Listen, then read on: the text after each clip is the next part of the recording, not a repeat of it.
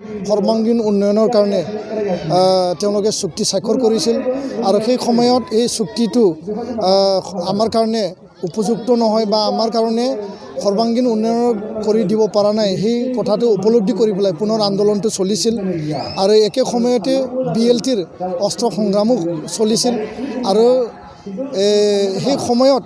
একেলগে চবেই সিদ্ধান্ত ল'লে চবেই এটা সিদ্ধান্তত উপনীত হ'ল যে এটা নতুন আৰু চুক্তি মানে বা নতুন এটা পৰিৱেশ আনাটো ভাল আৰু অস্ত্ৰ সংগ্ৰামেদি কোনো মানে পথ স্থায়ী সমাধান হ'ব নোৱাৰে অস্ত্ৰ সংগ্ৰাম এটা দিশ যোনটো দিশেৰে চৰকাৰে নুশুনা বা চৰকাৰে আমাৰ কথা বা চিন্তা আমাৰ বিবেক আমাৰ অধিকাৰটো তেওঁলোকে দিয়া নাই সেই কথাটো চৰকাৰক শুনাবলৈ বুজাবলৈ অস্ত্ৰ ল'ব বাধ্য হৈছিল নহ'লে বড়োসকল কেতিয়াও অস্ত্ৰধাৰী মানে জাতি নহয় বা অস্ত্ৰ লৈ সংগ্ৰাম কৰাটো বড়োসকলৰ জন্মগত কেতিয়াও চিন্তা নাছিল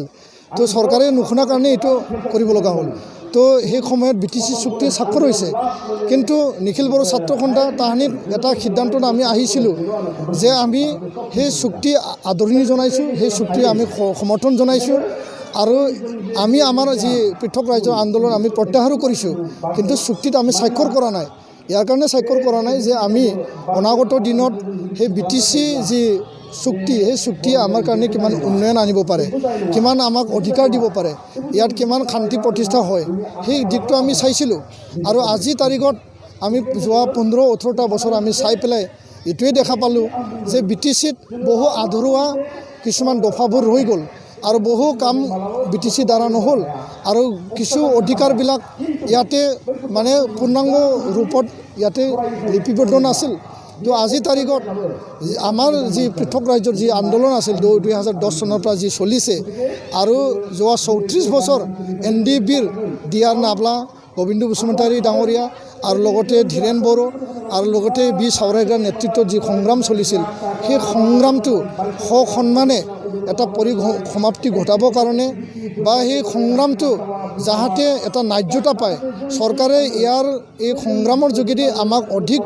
যাহাতে অধিকাৰ আমাক প্ৰদান কৰিব পাৰে আৰু এই অধিকাৰৰ যোগেদি এই অঞ্চলত বসবাস কৰা বড়ো বা ট্ৰাইবেল জনগোষ্ঠী লগতে অন্যান্য জাতি জনগোষ্ঠীও যাতে একেলগে আমি বাস কৰিব পাৰোঁ ইয়াত চিৰস্থায়ী শান্তি আমি প্ৰতিষ্ঠা কৰিব পাৰোঁ এই শান্তিৰ যোগেদি অসমত এটা শান্তিৰ বাতাবৰণ আহক আৰু অসমটো দ্বিখণ্ডিত নকৰাকৈ আমি এই অঞ্চলত কেনেকৈ আমি চিৰস্থায়ী শান্তি মানে আনি পেলাই আমি আমাৰ অধিকাৰক লৈ পেলাই সেই অসমতে আমি কেনেকৈ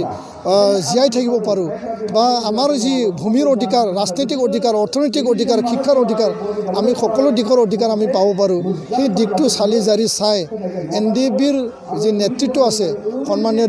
DR নাভলা ডাঙৰীয়া ৰঞ্জন দৈমাৰী ধীৰেন বড়ো গোবিন্দ বসুমতাৰী আৰু বি চাউৰাইগ্ৰাই সন্মতি প্ৰদান কৰিছে নিখিল বড়ো ছাত্ৰ সন্থাও ৰাজনৈতিকভাৱে আমি আলোচনা বিলোচনা কৰি আহিছিলোঁ আৰু এই সকলো দিশটো সামৰি যাহাতে আমাৰ ৰেল আৰু ৰাজপথত যি আন্দোলন দিল্লী দিছপুৰত যি আন্দোলন এইটো পৰিসমাপ্তি ঘটাই এটা শান্তি বাতাবৰণ ইয়াতে সৃষ্টি কৰিব লাগে আৰু এই ৰাজপথত অস্ত্ৰৰ যি আন্দোলন এইটো পৰিসমাপ্তি ঘটাই শিক্ষা দিশত শান্তিৰ দিশত অৰ্থনৈতিক দিশত সকলো দিশত সমাজত কেনেকৈ আমি এটা সুস্থিৰ পৰিৱেশ যি অস্থিৰতা আছিল এইটো সুস্থিৰ কৰিব পাৰোঁ ইয়াৰে এটা আমি পথ আমি বাছি লৈছোঁ আৰু ইয়াৰ কাৰণে আমি আমাৰ যি আন্দোলন আছিল সেই আন্দোলনটো আমি স্থগিত কৰি পেলাই বা এই আন্দোলনটো আমি পৰিসমাপ্তি ঘটাই পেলাই সেই শান্তি চুক্তিত আমি স্বাক্ষৰ কৰিছোঁ যাহাতে এই অঞ্চলত আমি পূৰ্ণাংগ ৰূপত আমি এটা শান্তি আৰু উন্নয়ন আমি পাব পাৰোঁ।